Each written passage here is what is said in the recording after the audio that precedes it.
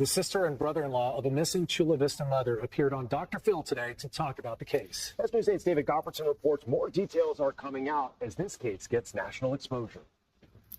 Happy New Year, everybody! The case of a missing mother of three from Chula Vista is now going nationwide, with Maya Millete's sister and brother-in-law appearing on Dr. Phil. It angers me because it's not May. She wouldn't leave her family just like that. She wouldn't just get up and go without notifying somebody that she's going to go somewhere. Somebody did this. Mary Chris Droulet spoke about a failing marriage between Maya and her husband, Larry Millete. They have a lot of arguments. They've been fighting a lot. My sister actually wanted to have a divorce, and she really wanted to end the marriage. On the night Maya went missing, Thursday, January 7th, a neighbor's surveillance camera recorded a series of loud bangs that sounded like 6 gunshots.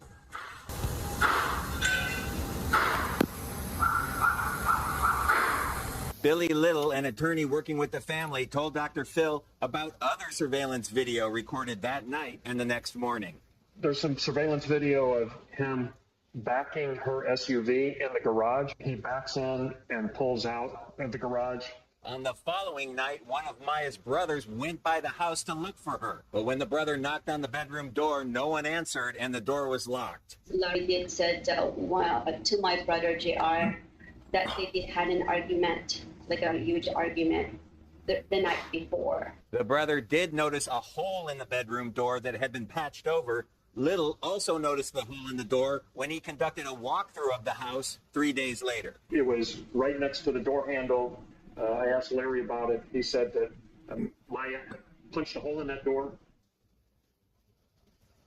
Larry Millete was invited to appear on Dr. Phil, but he declined that invitation. He has not been named a suspect publicly by Chula Vista Police. Carlo? David, we know that interview was recorded previously. Since that day, has there been any new developments in this investigation? Well, new information does continue to come out. Over the weekend, there were reports on social media that a search warrant had been served on the home of a relative of Larry Millete, but we contacted Chula Vista Police, and they would not confirm those reports. More than 3 months in, and Maya Millete's disappearance is still a mystery. David, thank you. Hey, welcome to my channel. I am so happy that you are here today. I am going through CBS 8 website, and I am going through some of the older articles that I've obviously missed.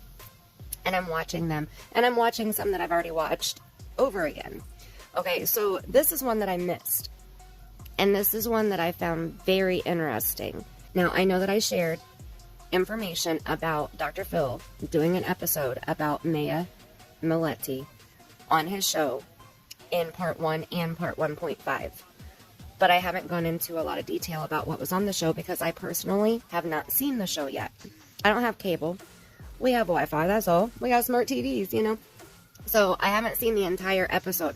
So if anybody has a link to the entire episode that I can watch someplace for free, please drop it in the comments for me so that I can go watch it. Otherwise, right now, all I can go on is what I see in this article here. Okay, so you just watched the entire clip from CBS 8. So we're going to read through the article. Let's see. Last Monday is when they were on Dr. Phil, and it was Mary Chris and Richard, Maya's sister and brother-in-law. Okay, and it says national exposure in the disappearance of Maya Millete, 39, is leading to more details coming out about the investigation. Now, there were a couple things in here that were said, and that's why I'm going over this article. There were a couple things in here that were said that were new.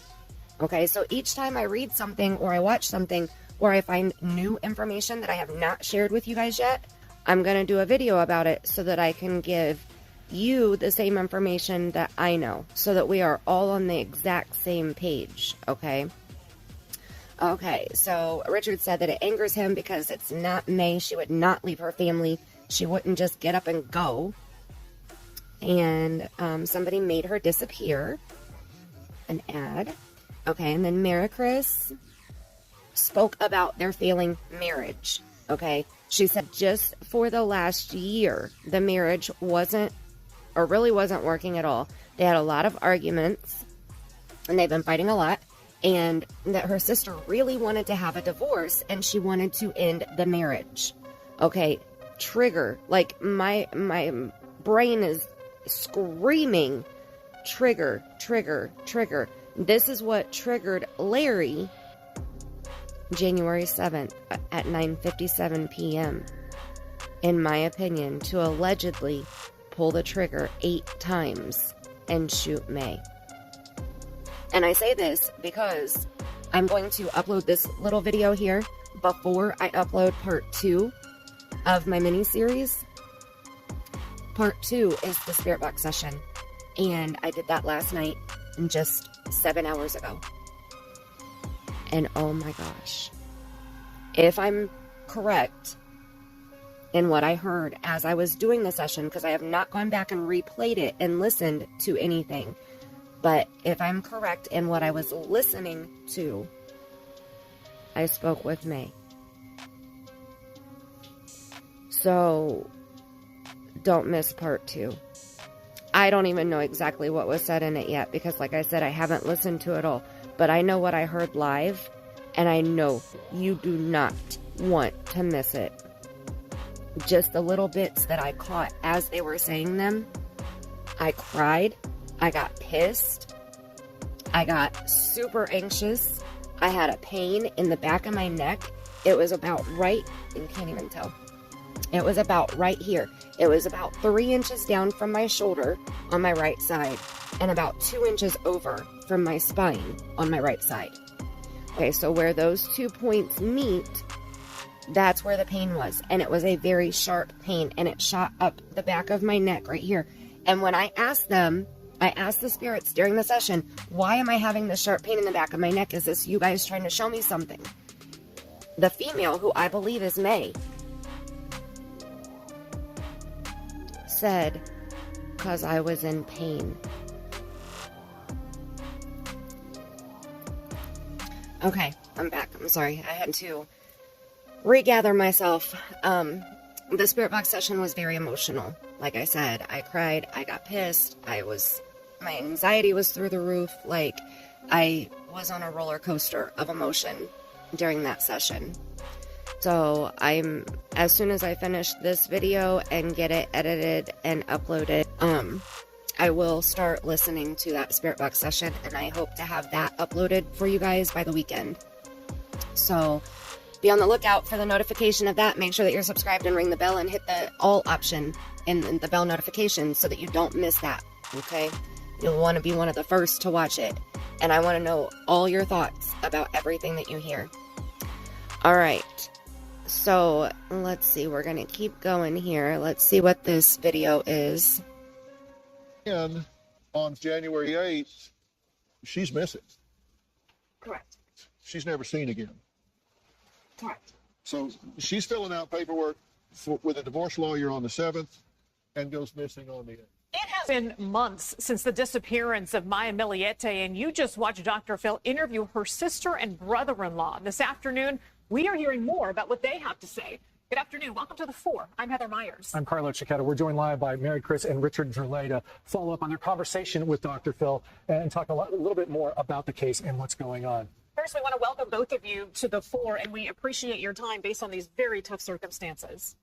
Well, thank you for having us. Thank you. This, obviously, Mary Chris, has been a huge local story that we've been continuing to follow. But what is it like now to see this national spotlight put on the disappearance of your sister? It's early in a way, but not a good circumstance to be on the national TV. But then again, we do want that national exposure for my sister's story. Maybe somehow somebody still out there that maybe knows, what happened to my sister, not just locally, maybe in, outside of, the San Diego area, or maybe national. So we are glad that Dr. Phil covered her story. We are humbled. And we just watched that interview, but that wasn't recorded today. That was recorded last week, probably sometime. I just was wondering if maybe you could fill us in if there have been any new developments, anything you've learned since you recorded the Dr. Phil show. We did met with the Chula Vista Police Department last Thursday, and the show was recorded on Monday. But they just went over with us on the search efforts that we did. We were hoping they'll give us more information and maybe any updates or any leads, but they couldn't give us any at all. So, at this time, we're still on day one. But I know they're doing a lot more. There's more activities that we've been hearing from the police that they've been doing on the current investigation of my sister's case. Your sister has 3 children. Have anybody in the family had an opportunity to talk to the children? I know in the past few months, Larry has not allowed that to happen. But before that, did anybody have a chance to ask these children? What did they know? What did they see?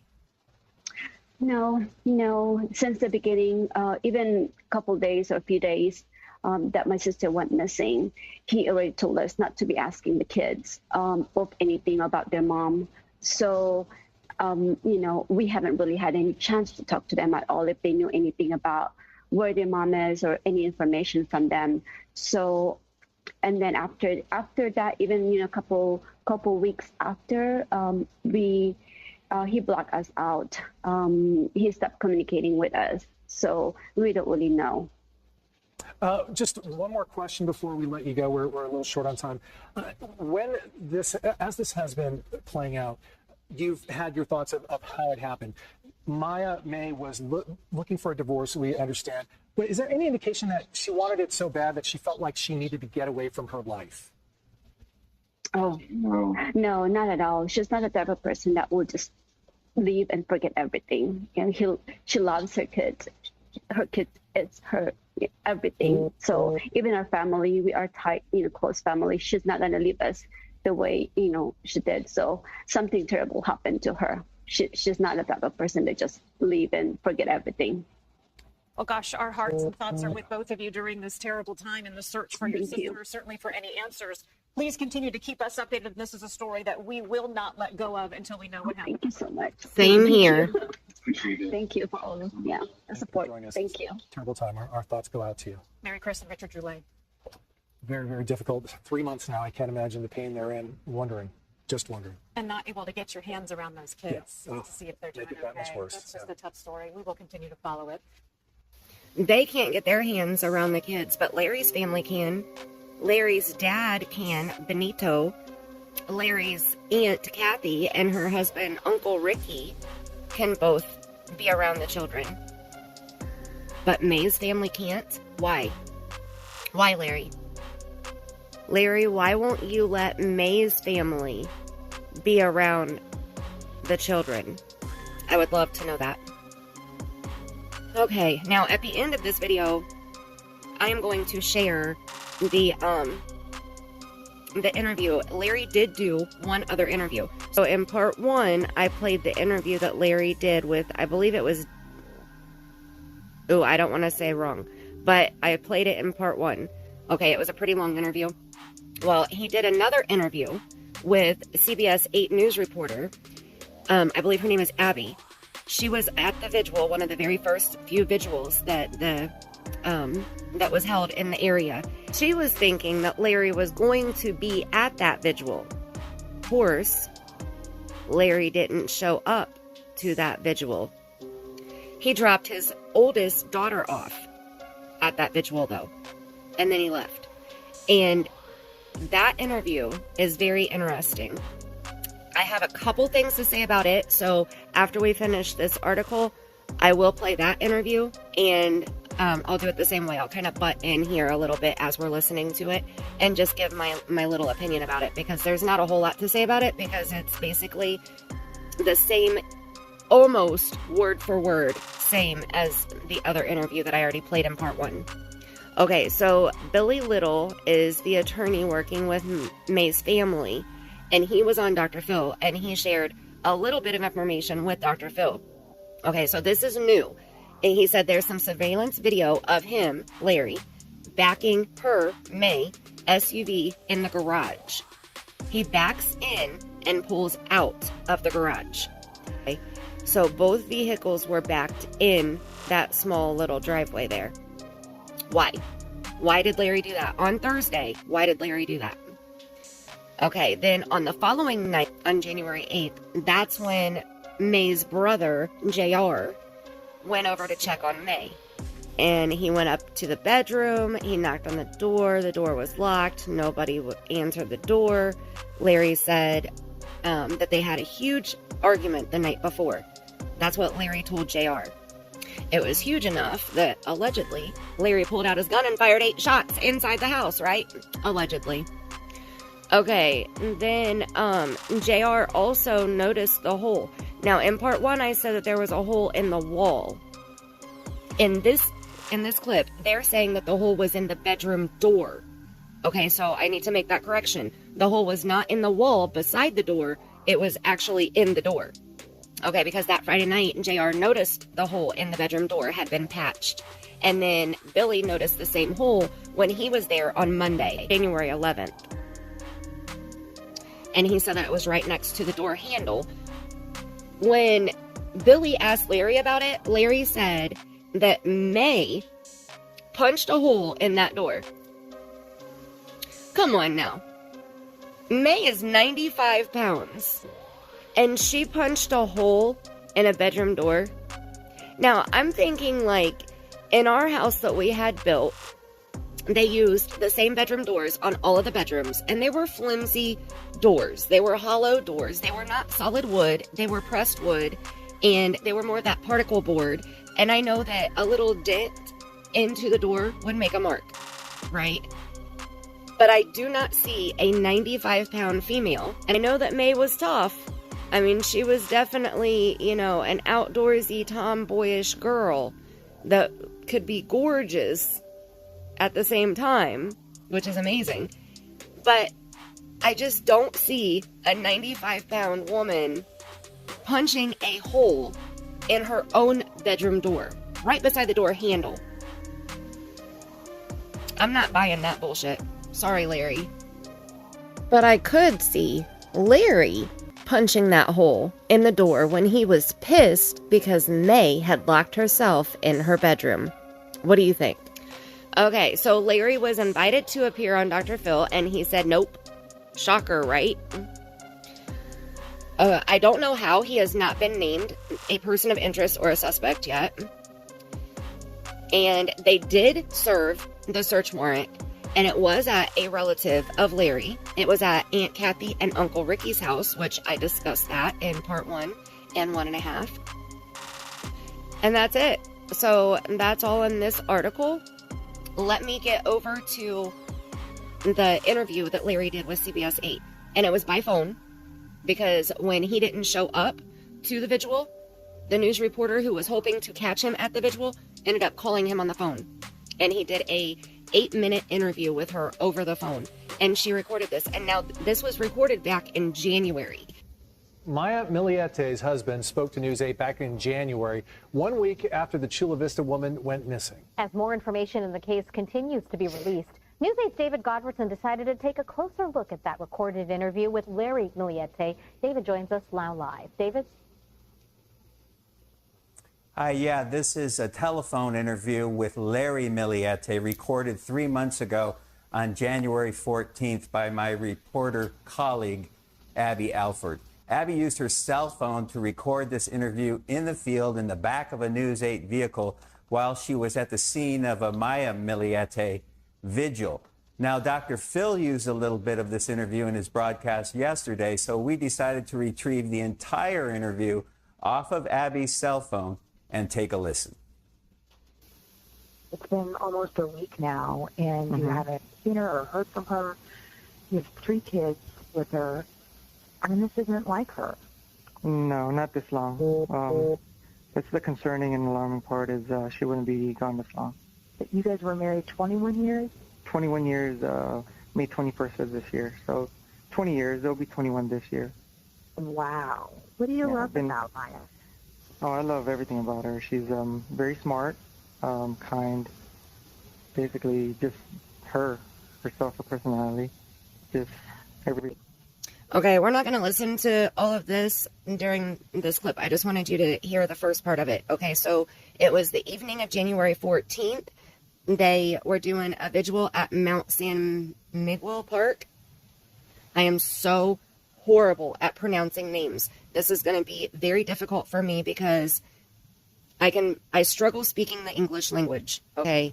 Pronouncing names is a whole different ballgame. So please bear with me. I'm so sorry. Okay. So May had been missing exactly 1 week when they did the vigil, and it was a candlelight vigil. Right, here we go. Larry Millete was a no-show. Shocker. And he dropped off his oldest daughter. I so wish that somebody would have asked the oldest daughter at the vigil questions about what happened on Thursday the 7th. For multiple reasons. Okay, so let me go into a little bit more detail about that because I have not explained exactly what I mean about that, okay? First of all, if the child knows any facts about what happened on January 7th to her mom, the police need to know that information, okay? Second of all, it concerns me greatly because those two girls are only 9 and 11. If they saw their father hurt or kill their mother, possibly, that's something that's going to be burned into their brain for the rest of their lives. And that concerns me greatly.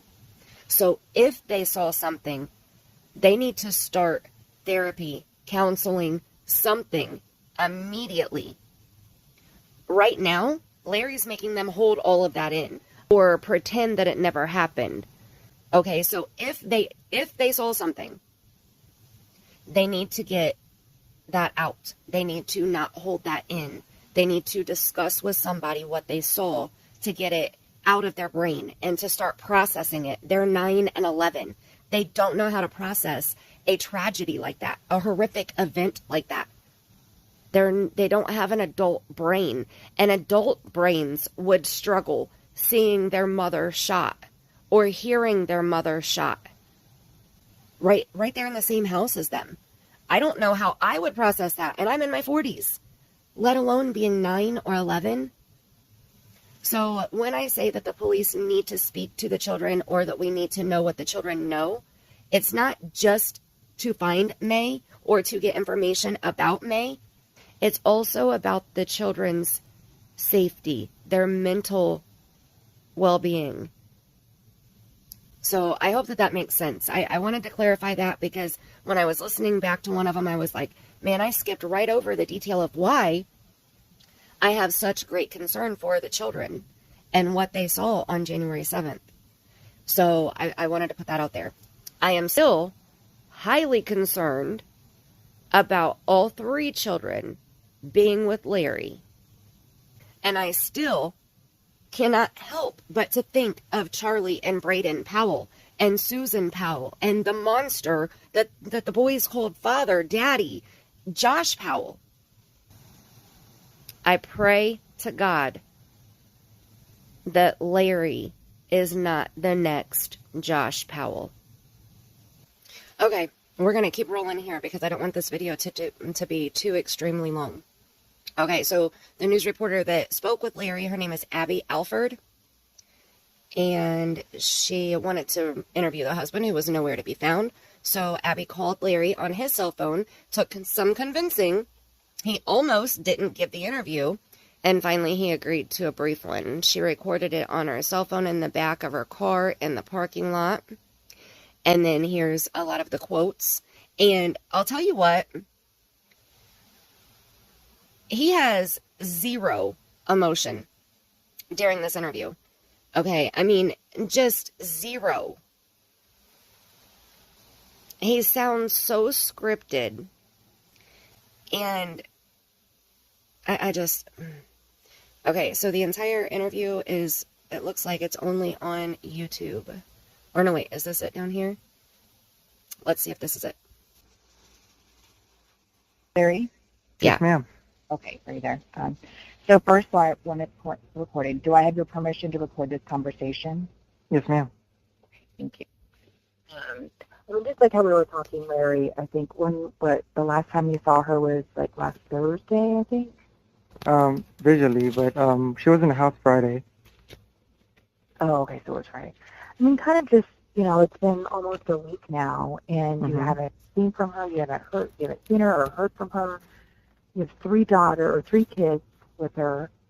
I mean, this isn't like her. No, not this long. It's the concerning and alarming part is she wouldn't be gone this long. And, what, you guys were married 21 years? Tell Well, it'll us. be 21 years, May 21st of this year. So 20 years, it'll be 21 this year. Wow. Okay, on May 21st is their wedding anniversary. And May 21st, this is so weird. They would have been married 21 years on May 21st. Her name is May. And I was told that her birthday is May 1st. And her wedding anniversary is May 21st. Now, I get caught up on numbers. I apologize. So I just find that to be a little bit odd. Her birthday is May 1st. Her wedding anniversary is May 21st, which would be 21 years this year. She disappears on January 7th. I don't know. I was just thinking. You love about Maya. Oh, I love everything about her. She's very smart, kind, basically just herself, her personality, her smell, just everything. And probably her love for life. She loved to hike, right? Oh yeah. Okay, so he starts saying, I just love her, everything about her, her personality, her just being her. He sounds so disengaged. What do you think about how he sounds so far? Tell me in the comments. What do you think? Does this sound like a husband who his wife has been completely missing in action for 7 whole days? Does this sound like the husband that is concerned about his wife? Does this sound like a father who is concerned for his children because they can't find their mother? Just her outgoing personality. And probably a great mom. Oh yes, she is. Oh yeah, I forgot about that. And what do you think happened? I mean, there's no reason that you can think of, why she wouldn't be here for her kids. She wouldn't miss her daughter's birthday. I don't want to speculate. There's a lot of speculations, and people kind of like throw these I don't know, speculations out. But right now, I just want to focus on how to get her back home safe and sound, and that's it. And then have police giving any indication at all about where she is? No, right now, but they, I have full confidence in, like I said, the CVPD and the Navy, because they put maximum resources on our case. So, this is what they do. This is what they do best.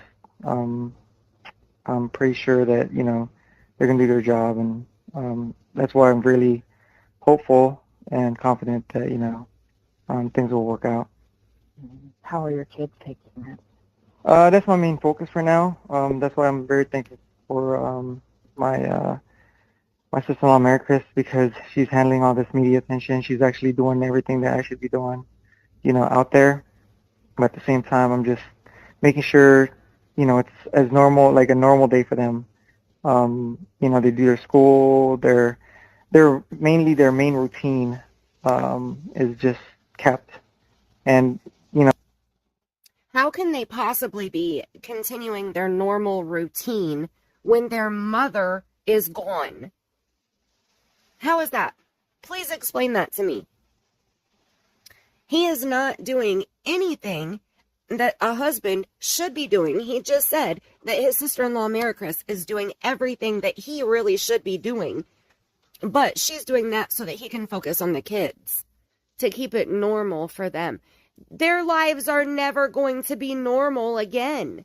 They don't know what normal will be because their mother is gone. Just because you pretend that everything is okay, I'm baffled.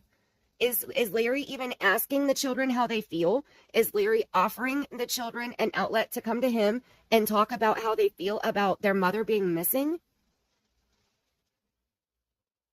The way that he just spoke, it makes it seem like, oh, we're brushing it off. She's gone. It's okay. We're moving on with life. We're going to continue doing what we've been doing. We're just going to continue on with that.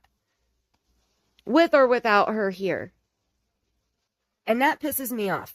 I'm sorry, but that part really pissed me off. You can't just make believe that life is okay and that we're just going to continue on with life. Where'd the article or the video just go? What are they doing? Okay. No. When stuff like this happens, this is a sign to me that the spirits are manipulating my shit. Okay, so I look at this as, that's a sign. I feel like that's May. May just jumped right in here and changed my screen. That's how I see that. And I'm probably going to have to skip through the interview now because it probably just reset. And it did. Larry? Yes, ma'am. Okay. Where were we? In the case, Yeah. how are your kids taking it? This part right that's here. what I'm Listen thankful again. for now. That's why I'm very thankful for my sister-in-law, Mary Chris, because she's handling all this media attention. She's actually doing everything that I should be doing, out there. But at the same time, I'm just making sure, it's as normal, like a normal day for them. They do their school. Their main routine is just kept. And I've been doing this for a while since she's been missing, and they're still happy-go-lucky most of the time. I know they sense something is wrong, but I minimize that. They don't really understand the gravity of it, but I know my two oldest, kind of like sees it. But I try to minimize the impact that it has on them. But although even though I'm trying to do that, I notice, there's, they know what's going on. Mm-hmm. He's trying to minimize the situation. Okay, see, that's what I mean. That's exactly what I meant. I am scared for those children. He is trying to minimize the situation. He wants them to continue on with their normal everyday lives like nothing is different. And he said, I've been doing this for a while now, since she's been missing. She's been missing 1 week. This was on January 14th. The last time anybody physically saw or spoke to her was January 7th. Exactly 1 week. 1 week ago, where he's sitting here on the phone, all chillaxed, talking about his missing wife. Exactly 1 week ago, what was he doing? What was he doing at this exact moment 1 week prior? I don't know exactly what time this phone call was recorded, but I'm telling you, this was exactly 1 week, almost to the minute after he killed his wife, allegedly. And now he's trying to minimize the situation. He's trying to minimize that the kids no longer have their mother. How do you minimize that? You can't minimize a missing mother. You can't just pull out one person of a family and expect the family just to continue on like normal. It doesn't work that way. This blows my mind. I'm sorry, this blows my freaking mind. What do you guys think about this? What are your opinions? Am I overreacting? I'm trying to picture if this was my family. Okay, I have 2 children, not 3, and my daughter's 18 and my son is 11. So I'm trying to picture, and my son is autistic, so his thought process is a little bit different than I'm sure, other 11-year-olds are, but they have their oldest is 11. Okay, so if I were to disappear, my son would be lost. He relies on me just as much as he relies on his dad. If one of us were to just disappear and not be in the house every single day with him, I'm speechless. Like, that makes no sense.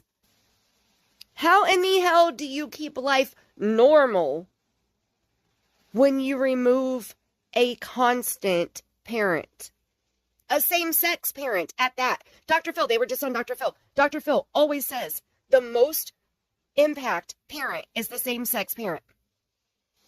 The two oldest, the 9 and the 11-year-old, are both girls. You just removed their whole world. How is their life normal? Oh my gosh. CPS, please go get those children.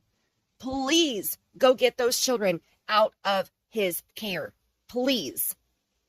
They need to discuss with a professional their feelings, because obviously their feelings are being pushed away and tucked away, and we just need to pretend like life is normal right now. Okay, kids? I know your mom is gone, but we're just going to continue on like life is just a jolly. Okay? Allegedly. Let's listen to the rest of this mess. Well, yeah, because they were down here at the vigil, weren't they? Yes, I had my oldest down there for a little bit, and then my second youngest had tutoring, so I had to get her to come in, and then they had piano today, which they missed because Why does it keep resetting? Hey, May, if you are here with me, I get you, girl. I got you. I totally got you. I am on the same page as you. And I will listen to the Spirit Box session from last night, I promise, so that I can hear what you said. About where she is. And I will be doing another session soon. And, I've been doing this for a while since she's been missing, and they're still happy-go-lucky most of the time. I know they think something is wrong, but, minimize that. They don't really understand the gravity of it, but I know my two oldest kind of like sees it, but I try to minimize the impact that it has on them. But although, even though I'm trying to do that, I notice, there's, they know what's going on. Yeah, they do. The vigil, weren't they? Yes, I had my oldest down there for a little bit, and then my second youngest had tutoring, so I had to get her to come in, and then they had piano today, which they missed because I allowed them to go to the park. So I was like, wow. And when I got to see a little bit of it. Did you hear that choice of words? They had piano today, which they missed because I allowed them to go down there to the park. Now, I know we talked a lot in part 1 about how Larry was stalking May and trying to control May and watching her every move, tracking her spending habits, her vehicle, everything. He was stalking her until the day that she disappeared. And now he just doesn't care. Now he has no idea where she is. He's doing that with the children, in my opinion. That's what he just said right there. They had piano, which they missed because I allowed them to go to their own mother's vigil because their mother is missing. And I'm pretty sure that that's the only one that the children attended. Or the last one that the children attended. Correct me if I'm wrong. Please correct me if I'm wrong. But I'm almost sure of it.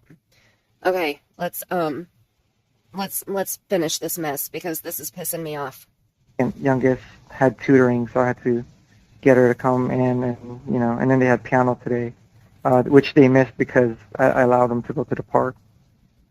So I was like, wow. And when I got to see a little bit of it, I was just overwhelmed and thankful for all the support. I was like, this is, for my wife Maya, and it's, strangers, but, most of the time on TV, you see all the bad parts, but you don't see all the good parts where, there's still good people out there, and they, they really do care.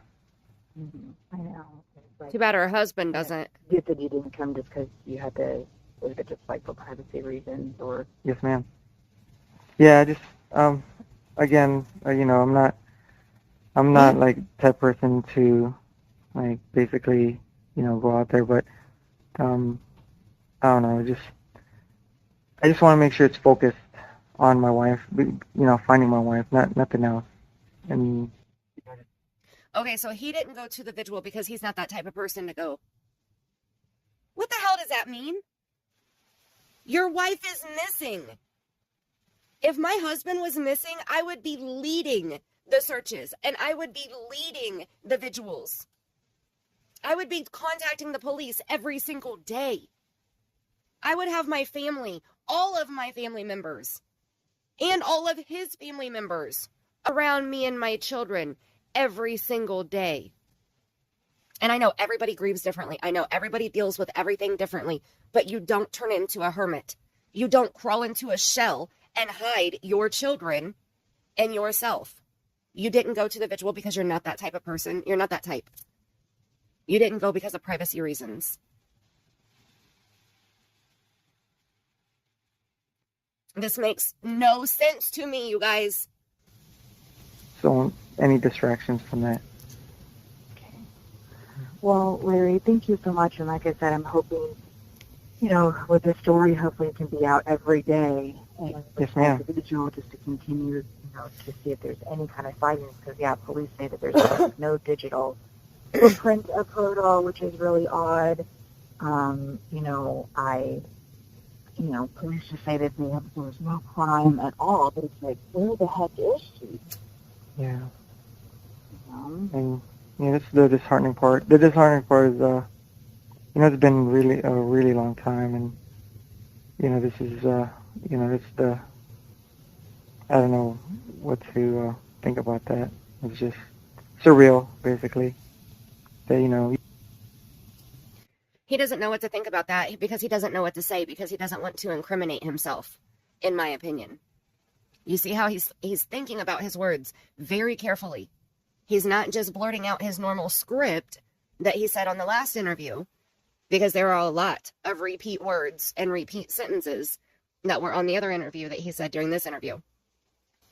I'm sure that I would probably repeat myself also, but it seems pretty scripted. It seems like he's kind of sticking to those certain points, and that's it.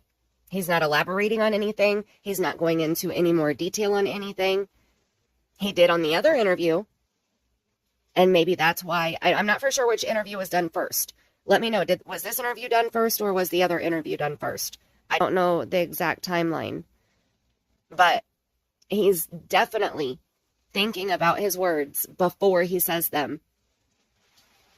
I mean, just like when she asked, what do you think happened? Well, I don't want to speculate, or whatever he said. Whatever. You know exactly what happened to her, Larry, in my opinion. you see this stuff on the news, but you don't know how it is until it happens to you. So I think even people are unfairly, questioning you or suspecting you. no, I mean, they got to do their job. I understand. So whatever it takes.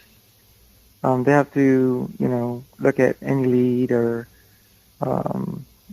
basically they just got to cover all the protocols and steps. So, it's part of the job, I guess.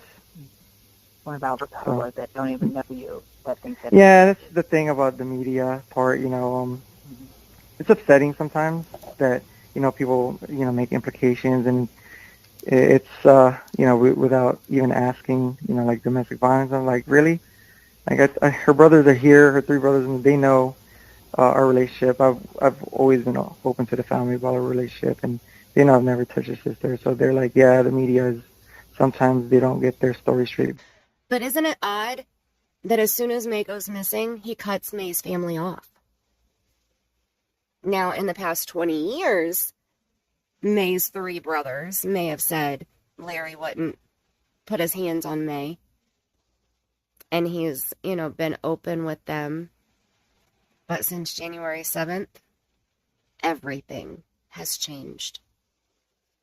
Putting it out there. Or it's just maybe, unresponsible journalist or whatever. But we get it. I mean, whatever makes the biggest impact to get the story or get the viewer's attention. So, again, it's a double-edged sword. You get the viewer's attention, you get their interest, and, you get the story out. They're like, oh, I'm interested. Now they're following it, And I'm thankful for that, because whatever promotes helping find my wife, Maya, whatever it takes, basically. So Like my sister-in-law said, she doesn't care what it takes, just as long as she comes home safe. And I agree.